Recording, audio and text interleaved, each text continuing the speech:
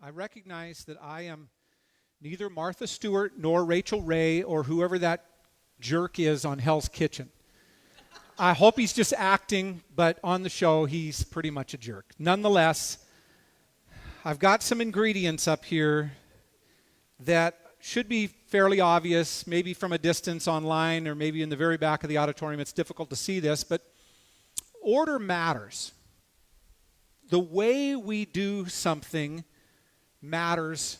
The order in which we do something matters. So let's come over here to my little table here. If we were to make a pizza, you got to have the right ingredients, and yes, I have the necessary, proper, correct ingredients, nothing more, nothing less, for the right kind of pizza. Some of you have very skewed versions of what makes for pizza, and it might look like pizza, and you might even call it pizza, but it's probably not because you don't have the right ingredients. You've got to have some form of crust. The thinner the better. That's how it's supposed to be, but you've got to have this, and I know some of you are, I don't want to say snobbish about your crust, but you're particular about it, and I would say this is probably not the best, but don't get offended. It's just for the sake of the illustration. Okay, you've got to have crust. Then you have to have some form of red pizza sauce. Some of you try to use some other white sauces and that sort of stuff.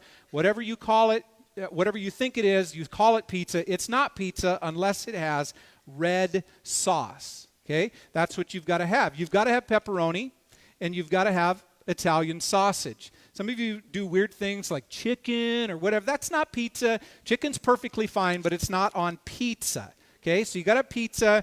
Save the feta cheese for other things. You've got to have only mozzarella. You got it? Okay, you got that ingredient. And of course, one of the necessary ingredients is pineapple. No pizza is actually pizza without some pineapple on it. And then lastly, black olives. Okay, so now you know you're all fairly educated, smart people in this way, and now you know. You got to have these ingredients. But you also would need, if you're going to make pizza, you'd need to put them in the proper order. You can have all of the right ingredients, but if you don't build your pizza in the proper order, you're going to have a pretty big mess.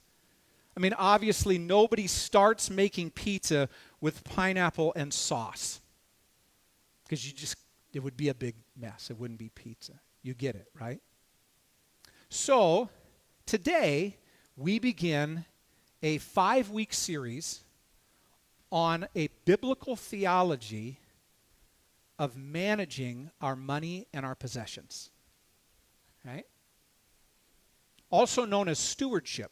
A steward is somebody who manages something, right? So the stewardship or the management of money and possessions. When it comes to this management, we recognize that there's not, while it's a relatively complex matter that takes time and effort, there are really only just a couple of key ingredients.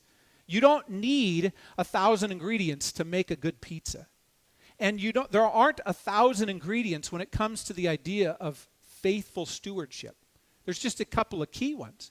There's saving, there's spending, and there's giving. Right? And you really do need to have all three elements, all three ingredients to do it right. So that's maybe the first question is, do I have all three ingredients? It really wouldn't be a pizza if the crust was missing. Right? And God forbid that we not have pineapple. So that's maybe the first question is, okay, do I have all three ingredients? And the next question is, am I doing them in the proper order? Because order matters. Right? So in 1 Corinthians chapter 14, verse 40, it says this, all things should be done decently and in order. So that begs the question, what is the decent and orderly way in which a person who's striving to be faithful to God, what's the decent and orderly way to manage my finances? Because it can't be any order if everything has to be done decently and in order. Well, this is what we get to talk about today. This is what we're going to study in this series. The ingredients are there, but are we ordering them in a proper way? Right? The Bible tells us how to do that, and that's the good news. We don't have to guess. We don't have to guess how to please God in this way. And again, friends, if you're not a follower of Christ, you'll learn some things today, and that will be great. If you are a follower of Christ, you have already surrendered your life to Jesus and said he is not just Savior, but Lord. And he has revealed to us how to live our lives in a way that pleases him in his word. Our job is to study the Bible, to wrestle with those truths, and then say, okay, Lord, here I am. So we don't have to guess how to please God. He's telling us in his word, right? So we've got to discover this, because financial management is actually an extremely important issue in life. How many of our relationships, how many of our heartaches are affected? I mean, there's so much when it comes to financial management. The stresses and the strains of life all seem like, so many of them seem to be tied in to finances. So we want to do this right. The late Billy Graham said this: if a person gets his attitude toward money straight, it will help straighten out almost every other area of his life. I don't think that's an overstatement by Dr. Graham. It's an interesting truth how intricately tied the human heart is to money and possessions, and then how that affects so many other areas of life. To the extent that what Dr. Graham says, that if a person gets this right, then it's going to positively affect a lot of other areas of life, almost every other area of life. If that's true, we could also say the inverse of that is also true, that if a person isn't getting finances right, if they're not managing their finances in a way that is honoring God, it is highly likely that there are plenty of other areas of their life that also aren't honoring to God. Those subjects cannot be disconnected. We cannot compartmentalize life in that way. So there's a lot at stake. There's a lot riding on us doing this right. And again, the good news is the Bible tells us, it instructs us on how to do this right. So through this series, we're going to understand how to manage our finances in a way that there's kind of the two sides to one coin. On the one side, we're going to learn how to do it in a way that pleases God, which is our heart's desire. And the other side of the same coin is we're going to realize the great promises of God that are given to those who choose to honor God with their finances. It's both sides of the same coin. If you do this right, honoring God, you're going to find there is great reward from the Lord in his economy. Right? So, in some ways, each one of us is going to need to shift. Right? The name of our theme, the theme of our series is to shift. And I think every one of us, as we study through these several weeks, we're going to find ourselves in a place where we need to reconsider the way we've been doing things. And we need to make adjustments along the way, in a way so that we could honor God. And I think that this teaching will help us in all of that. Now, this is week number 1. And as I said, we're going to lay a biblical theology for how to steward or how to manage money and finances. And anytime you lay out a biblical theology of something, you have to start from the beginning.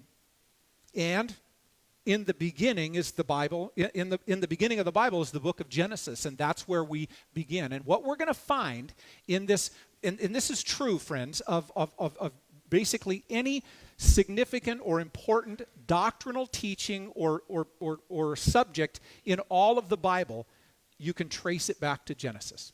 You can trace it back to the book of the beginnings, where the seed of something, it's going to find its fruition further down the line in God's redemptive plan. The Bible is the story of God's redemptive plan. Okay? How things began and how they will culminate. And in this biblical narrative, in this story, what is planted as a seed in the book of Genesis finds its fruition in the New Testament, in the eternal covenant. Right? So we start in the book of Genesis, and what we're going to find in the book of Genesis is that basically every element, every key aspect of financial stewardship is planted right there. Okay? So here's our big idea this morning, that giving God the first and the best has been normal from the beginning.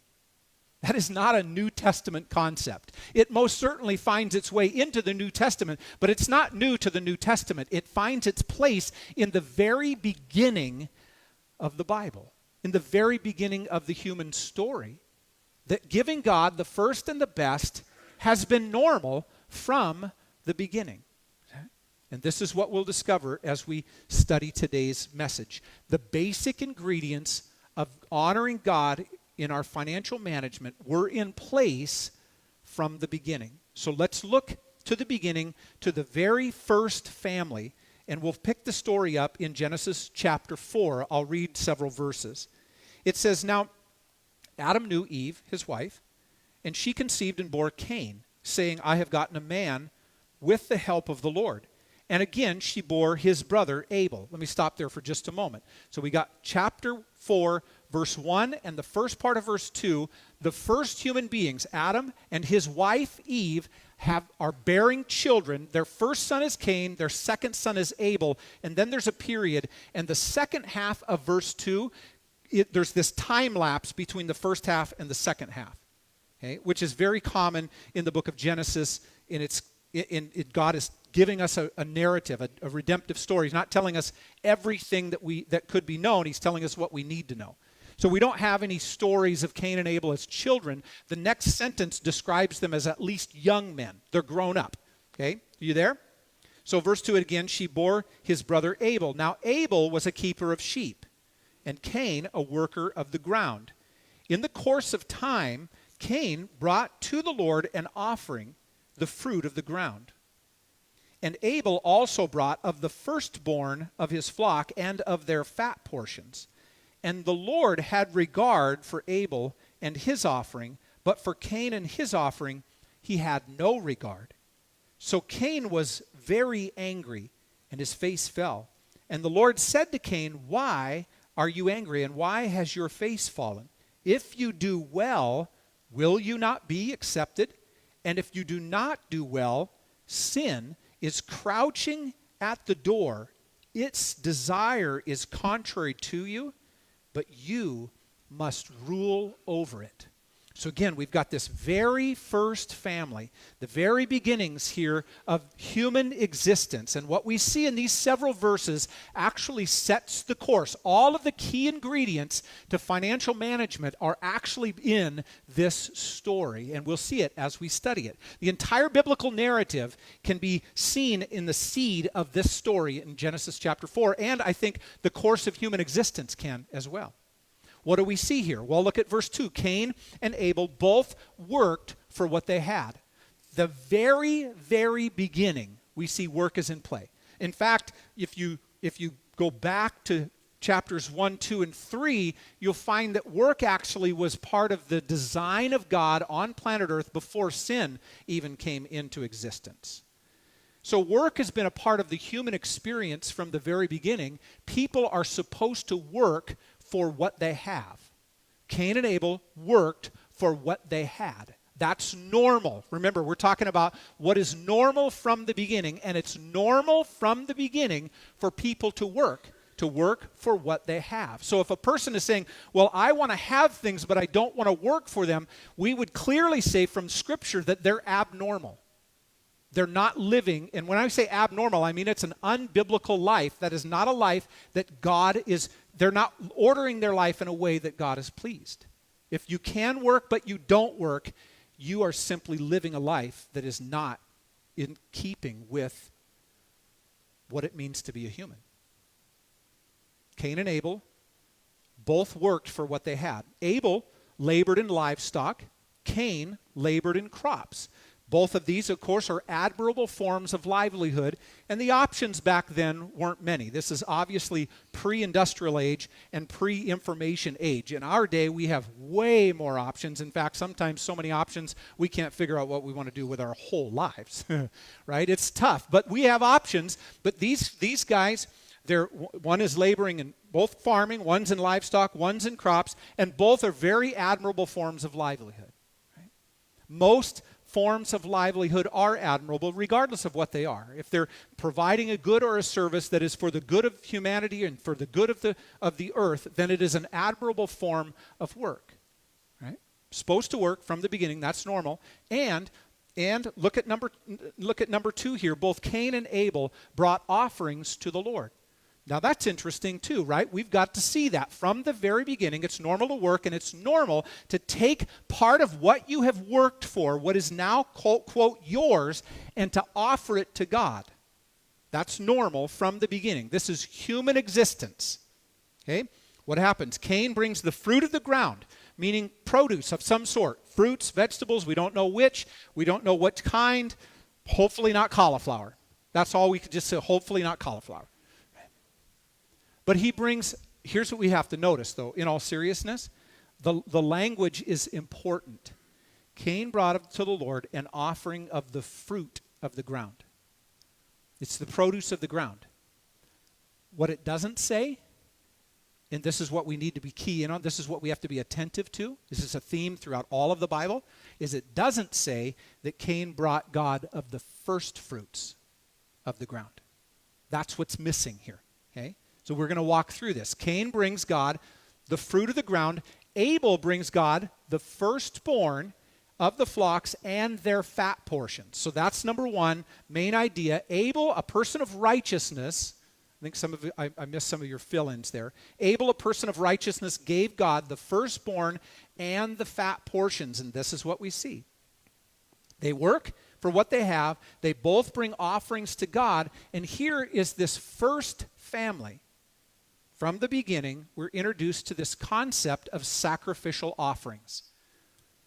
That they give God, Abel at least, gives God the first and the best. And I'll qualify this. This is the firstborn and the fat portions are representative of the first and the best. And we'll talk through that. This is what we see here. The first and the firstborn and the fat portions are given to God. Now later, if you're familiar with the rest of the Bible, later this is actually written into the Mosaic covenant. But what we need to recognize here is this is thousands of years before Moses was even born. Okay? This is normal from the beginning. Okay?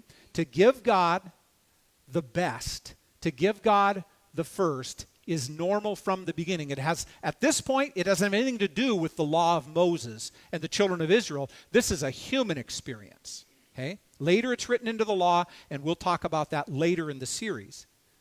In the law, Exodus 13, we get a picture of why this is. The Lord said to Moses, "Consecrate to me all the firstborn. Whatever is the first to open the womb among the people of Israel, both man and of beast, is mine."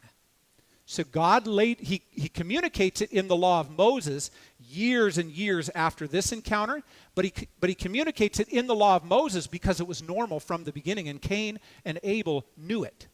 And Abel followed through and brought God the firstborn and the fat portions. Whatever is the firstborn, God says, is mine. He's laid claim to it. So a quick little description here. In the Bible, the firstborn and the first fruits are like fraternal twins. It's a theme that you can trace through from here all the way through to the book of Revelation. The firstborn and the first fruits are intricately, inseparably related. They represent the same thing, basically. And they find their fulfillment, like so many of these seeds in the book of Genesis, they find their fulfillment in the person and work of Jesus Christ, right? We see that in so many of these concepts, and I wish I could elaborate more on that. But here, so think about it like this. In the New Testament, Jesus is called the firstborn from among the dead. He's the first to rise with a resurrected, glorified body from the dead. He's the firstborn from among the dead. Firstborn, right? The seed of that is right here, friends. Abel offering God the firstborn from his flocks finds its fruition, finds its full meaning in the person of Jesus Christ, who came out of the grave after being crucified.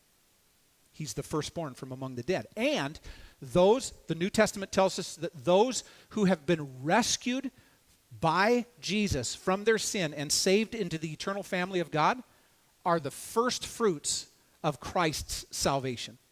He's the firstborn, and we are his first fruits. Right? So again, this is the seed, and it's way back, friends. It's all the way from the beginning. So we're laying out a biblical theology of here.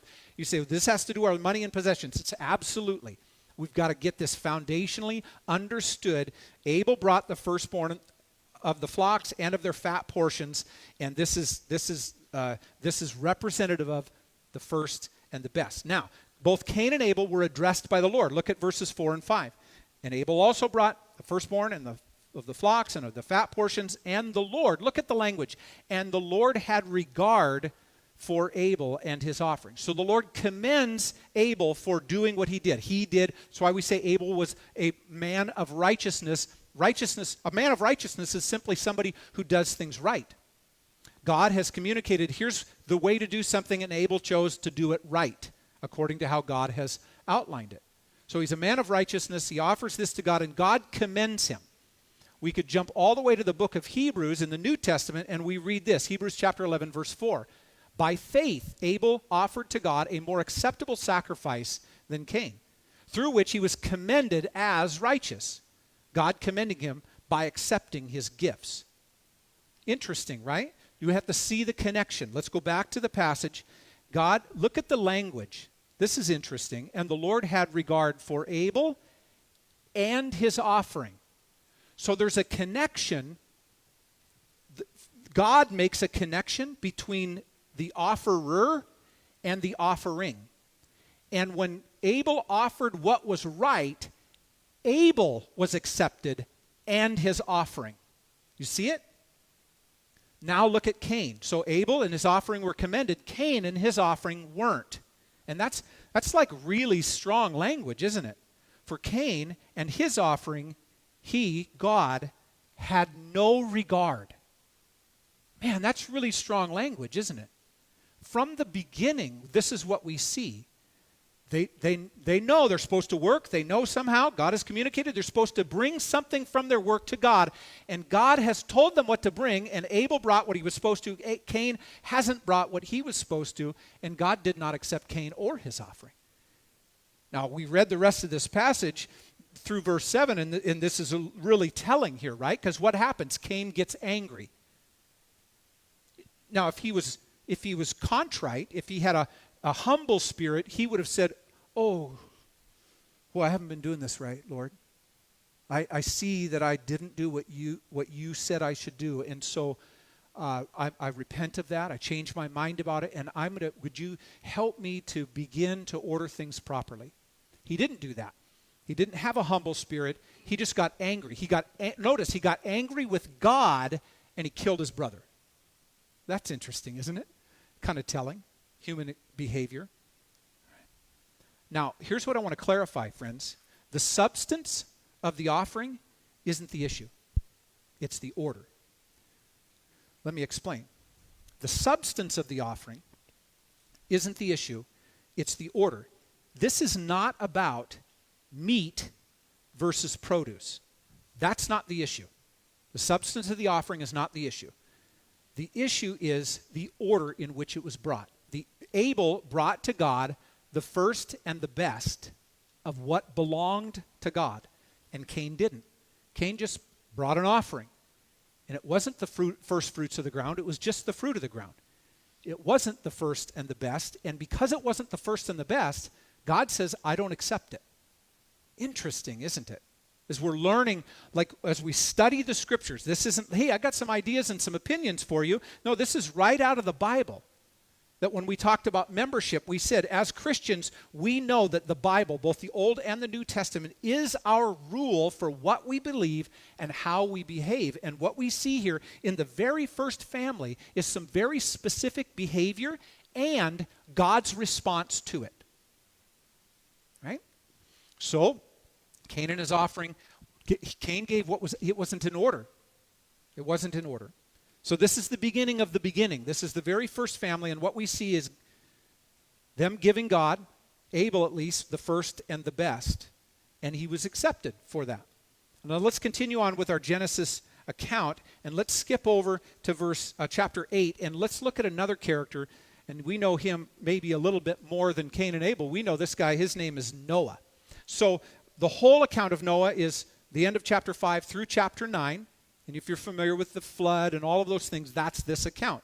But we're going to pick up toward the end of it after the flood, and Noah has exited the ark in chapter 8, verses 20 and 21. It says, "Then Noah built an altar to the Lord and took some of every clean animal and some of every clean bird and offered burnt offerings on the altar. And when the Lord smelled the pleasing aroma, the Lord said in his heart, I will never again curse the ground because of man." He goes on and talks about that further.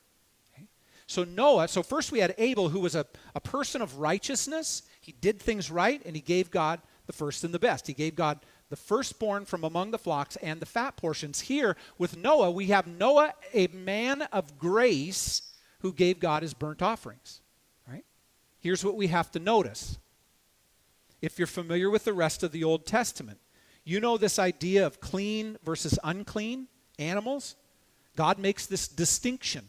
And we could question, why does God choose some animals as clean and some as unclean? And there's probably an answer for that we won't give in this setting because it's not necessarily the point. But the point is that God makes the distinction. God's the one who chooses how to order things in his creation. Okay? And so he makes this distinction, and in the rest of the Old Testament, we see all these regulations regarding clean and unclean animals and all of that. And again, we find its complete fruition, full fruition in the New Testament, where there's no longer any clean or unclean, but God has made all things clean because he's reconciling all people to himself in Christ. We also see this idea of a burnt offering being made to God. And again, the law regulates that, but what I want us to see is this is thousands of years before the law. You've got clean and unclean animals, you've got burnt offerings. Just like you had the firstborn, the fat portions, all of those things were written into the law, but this is way before the law even existed. We've got to see that. We have to assume that God communicated these things. How did these worshipers know? How did Abel know? How did Cain know? How did Noah know? Well, we have to assume that God communicated these things. He's not leaving these guys to guess what's acceptable to him. They know because it's been communicated. It's true of Abel. It's true of Noah. Okay? Now, what do we know about this narrative? What we have to see here, friends, in the Noah narrative, sometimes we look at it and we go, man, Noah's such a hero. No, Noah's not the hero of this story, friends. If you read the full account, Noah's got issues too, right? Like the rest of us, Noah's got issues. But this whole Noah account is just a pure, great, big gospel narrative. It's all about God's saving grace. So what do we find? Genesis chapter 6, the whole world is corrupt. That's what we find. Right? Again, that's the first time it's said here. We got the fall with Adam and Eve and all of that, but now God is saying the whole world is corrupt. In fact, it says that the inclinations of man's heart is only evil all the time. God recognizes this, and he's grieved that he's even made man. Right? It's a very sad story. When God says in other places in the scriptures, I looked throughout the land for one righteous person. I couldn't find one who hadn't sinned and who hadn't, their inclinations of their heart is to go away from God, go away from him. Right? So the whole world is corrupt. And then we find in verse 8 of chapter 6 that Noah receives grace from God. This word favor. So Noah he finds favor in the eyes of God. That word favor is grace. Noah finds grace in the eyes of God. This isn't something, Noah's corrupt like the rest of the world, right? The inclinations of his heart are like ours, to wander from God. But God gives him grace. And by that grace, Noah is saved. Noah and his family were saved by this grace. Let me define this term grace for you. It's a full definition. Often we find partial, incomplete definitions of grace, but this is a full definition of grace. It's God's unearned favor. That's a key part. You cannot earn grace. If there's anything that you could contribute to it, it wouldn't be grace. It's God's unearned favor that saves a person from their own corruption and condemnation. And it gives that person, this grace gives that person the desire and the power to conform their life to God's good and perfect will. If you're a note taker, you might write that definition down because that's a full definition of grace. It doesn't just save us, it sanctifies us. It changes our desires and empowers us to live the life that we're supposed to live. Okay? This is what we find with Noah. Noah, a person of grace, gives God a burnt offering. So what do we find? The whole world is corrupt. God gives grace to Noah. Number 3, Noah and his family were saved by that grace, and that's the whole narrative of build the ark and all of that. And then we find Noah off the ark, and what does he do? Number 4, Noah offered God his whole life by grace. Having received God's grace, Noah orders his life in a way that is pleasing to God, and in so doing, he offers a whole burnt offering of clean animals. A clean animal is considered to be a pure animal, God's distinction, like I said. It's acceptable to God. It would be unacceptable to offer God an unclean animal, but this is what Noah does. He offers a clean animal as a whole burnt offering. Let me define that, the idea of, so we understand what a burnt offering was. Again, regulated in the law of Moses, but it's in play long before there's even a nation called Israel. A burnt offering was the sacrifice that signified that the worshiper, by burning the entire animal on the altar, was giving his or her entire life to God. This is where, again, the seed of the understanding of substitutionary atonement, that's a major theological construct in the entire Bible, substitutionary sacrifice, this is the seed of that. Noah, by offering a burnt offering to God, was saying, my whole life, I've received grace from you. You have saved me by your grace, and my response, that's the key, my response, this is Noah's offering to God, my response is to give you my whole life. Things haven't changed, friends. This was normal from the beginning. It's still normal now. Your response, my response to God's grace is supposed to be, I give you my whole life. In fact, it can't be any other way.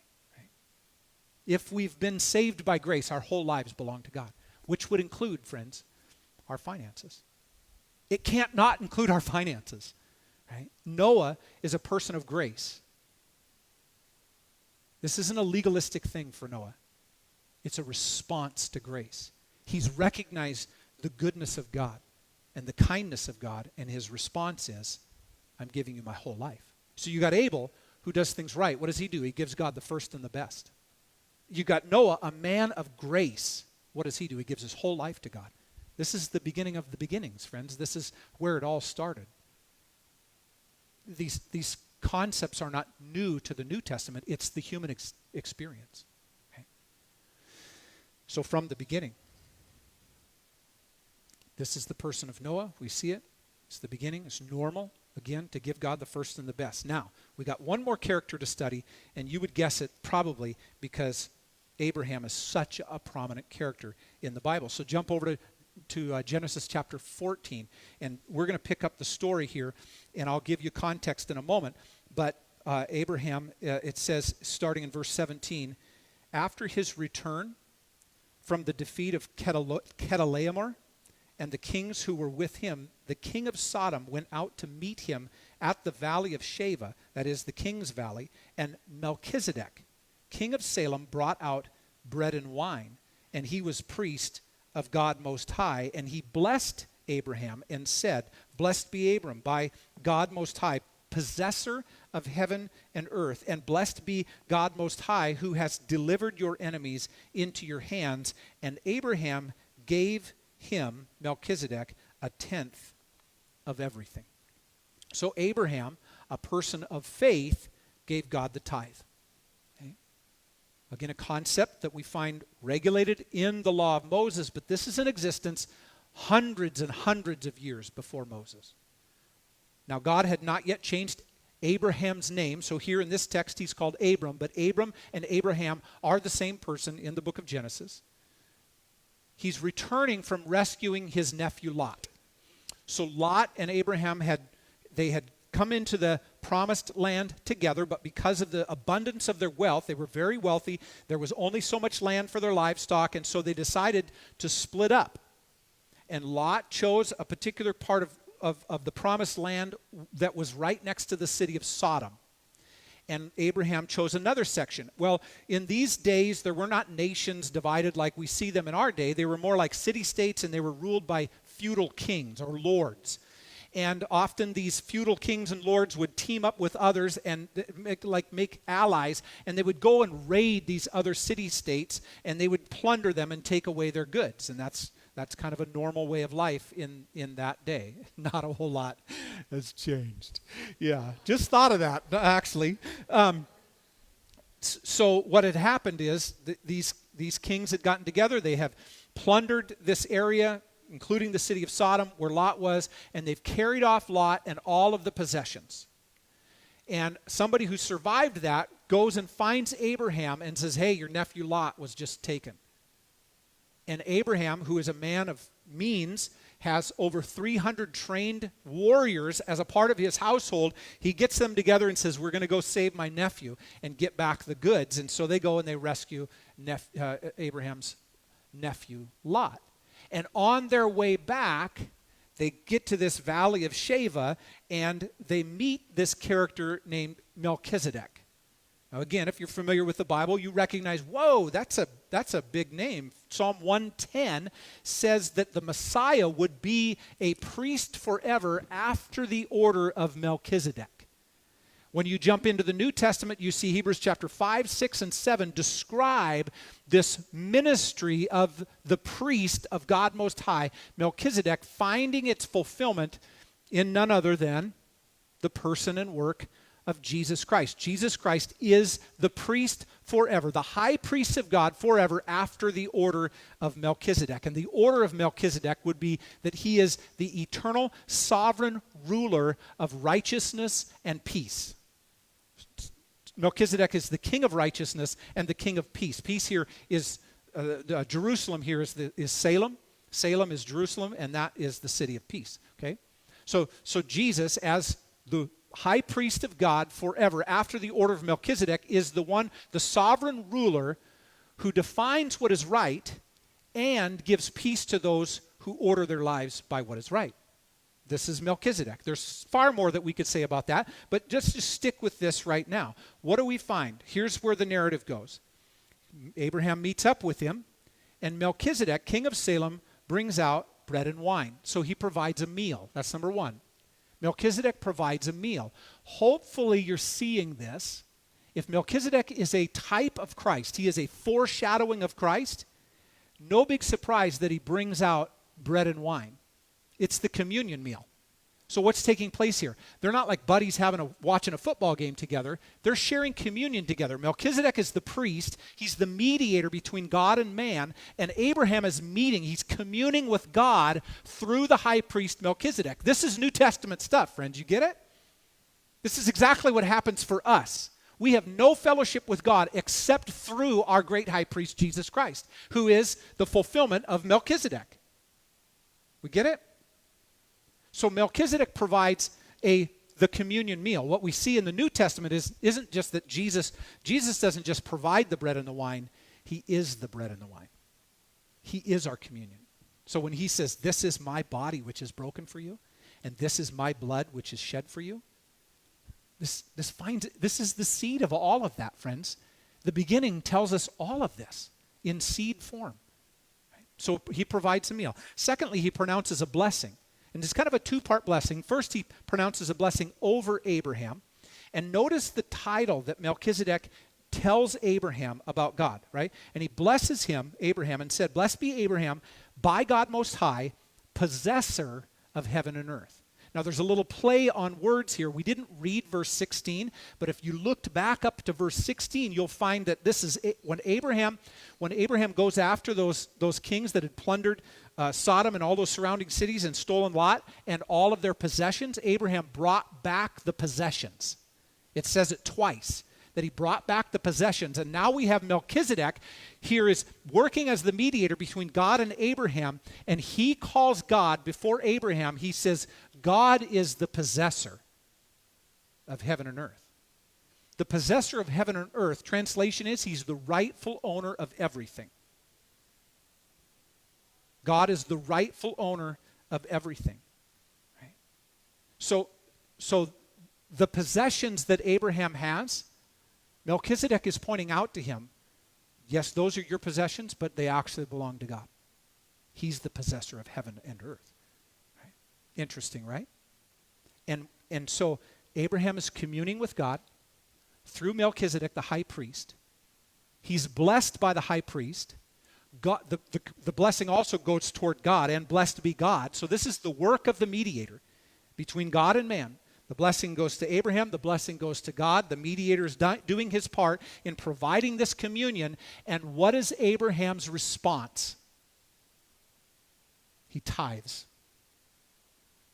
And Abraham gave him a tenth of everything. That's his response to being in fellowship with God. This is Abraham's response to having had communion with God, to tithe. It wasn't a legalistic obligation for him. It was a grateful response, a grateful admission of God's goodness and provision. At this moment, Abraham is seeing things clearly. He's seeing things as they're supposed to be. Since God is the possessor of heaven and earth, whatever Abraham possesses actually belongs to God. And so Abraham gives a tenth. Remember what we talked about? Firstborn, first fruits, tithe. All of those concepts are, well, I said before, firstborn, first fruits are like fraternal twins. Now we've got the third element of it. They're like fraternal triplets. Okay? Firstborn, first fruits, and tithe is really an inseparable concept in the Bible. So Abraham responds to having had communion with God by tithing. And again, friends, some would say, well, I just don't know if I believe that, the idea of tithing, because we're in the New Testament. You're like, wait a second. It's an admission that you don't understand the biblical theology of all of this. This exists long before Moses exists. Long before there's a law, this is the practice of the people of God. To give God the first and the best. Let me define the word tithe. It's the first tenth, and I think that's a critical element. It's not just a tenth, it's the first tenth of one's increase that is to be given to God for the furtherance of God's work on earth. Melchizedek was doing the priestly work of God on the earth at this time. Later, Moses and the law and the priesthood and the temple was God's work on earth at that time. Later in the new covenant, there is the church that is doing God's redemptive work on the earth at this time. But the principle is the same throughout. And it shouldn't be missed on us, friends, because Abraham is called our father in the faith in the book of Romans and the book of Galatians. And Melchizedek, the high priest, is a foreshadow of Jesus Christ, and we see that in Galatians and Hebrews and etc. Right? The tithe is what God has used as far back as Melchizedek to fund his redemptive work. There are those who would say, is that a thing in the New Testament? And hopefully we can see, again, you could say, I don't believe it, but it'd be difficult to say the Bible doesn't teach it, right? So, tithing has always been the primary way. Let me summarize it like this. Tithing has always been the primary way that people have acknowledged that God owns everything. It isn't enough to simply say, well, I think God owns everything. Tithing is the way that somebody actually believes and says God owns everything. That's always been the case. We see it all the way back here with Abraham and Melchizedek. Tithing has also always been the primary way that we communicate to God that he's first in our lives with regard to our money and our possessions. It's also always been the primary way that he funds his work from the beginning. Giving God the first and the best has been normal from the beginning. It's normal. So let's wrap this up. We're looking at some very interesting biblical themes, aren't we? Some biblical, some phrases, some terms that are pretty foreign to our culture, but it's the meaning behind those concepts or those phrases that we should understand. So we get this idea of firstborn, first fruits, fat portions, burnt offerings, clean animals, tithing. Those are fairly fairly obscure concepts in our modern culture if we're unfamiliar with the Bible. But when we learn what the Bible's communicating about them, it's not hard to understand. It may feel at times hard to swallow, but it's not hard to understand that from the beginning, those who strive to honor God have always given him the first and the best. All of these elements that we're talking about, they're written into the law of Moses, but they exist long before Moses existed. It's from the beginning. So you got people of righteousness, like Abel. They do what's right. They give God the first and the best. You got people of grace, like Noah, who say, as a response to grace, I give you my whole life, God, which would, of course, include our finances. You got people like Abraham, who's noted as a man of faith. And what does he do? He honors God by giving God the tithe because he's in communion with God. He's not striving to earn God's favor. He's responding to God's favor. Right? So it's not legalistic, friends, to give God the first and the best. It's right and it's normal, and it always has been. Little personal testimony. Many of you know I didn't grow up in the church. I grew up very unfamiliar with anything regarding the church or the Bible. I just didn't know anything. And to my knowledge, when I came to Christ at the age of 19, to my knowledge, I had never even heard the word tithe before. I'd had a job since I was 11 years old, but it never dawned on me. Nobody ever taught me. I had never read anything. I just didn't even know this concept. But shortly after I became a Christian, which means I gave my whole life to God through Jesus Christ, shortly after becoming a Christian, somebody sat down and taught me that God owns everything and that I am supposed to honor him with the starting point of 10%. It's called a tithe. I'm supposed to honor him by giving that to him. This is the first I'd ever heard of it. I didn't know, right? And I thought, well, I've given my life to God. The Bible is now my rule for what I believe and how I behave. So I started tithing. And I have, my wife and I now, going on 30 years, we tithe on everything. Everything. Like if I get a little birthday money, I tithe on it. Because God is the possessor of heaven and earth. And Jesus is Lord. Right? So certainly not presenting anything to you that I don't practice. But now we've got to respond, right? There's one thing to know it. Now we've got to respond. And some of you can say, thank God, there's something I'm doing right, right? I mean, none of us are getting everything right. We're still all struggling, trying to figure it out, and working at it. We read the Bible and go, whoa, okay, I'm supposed to be nice to people, supposed to tell the truth. Okay, we get all that, right? And on this one, we open the Bible and go, whoa, God owns everything. And if I'm a person who wants to do things right, and if I'm a person of grace, and if I'm a person of faith, my response is to honor him. Right? Some of us look at this and we're like, I mean, you're already sweating. You're like, oh my goodness, what? Are you serious? Right? I want to talk through this series. I hope you don't feel, I hope you don't feel like you're being berated or anything like that. But I want to teach the Bible and then let the Bible do its work. The Word of God will do its work. Okay? You do have to decide how to respond. Okay? I think it's an honest statement to say, you can choose to say, I don't believe that, but you really can't say the Bible doesn't teach it because we have it from the beginning, all throughout. So let's talk about ways to respond. First, what's the proper order? We kind of go back to this. There's only 3 elements to our financial management. There's spending, giving, and saving. And if you don't have all 3 ingredients, you got to get all 3 ingredients. And this is we'll cover these things throughout the series. This is just one of 5. But you got to get all 3 ingredients. And you really got to get them in order. You got to get them in order. And you'd say, well, what's the right order? Well, you get it already. If you've been listening, you get it. At least the first item on the list is giving. That's the first That's the first thing that we're supposed to do. And part of it's a major trust thing. Like we're going to trust God.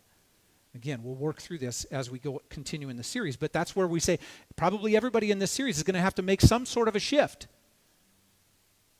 All I would say is don't be like Cain. Don't be like Cain. Don't be confronted by the fact that maybe you weren't doing this right.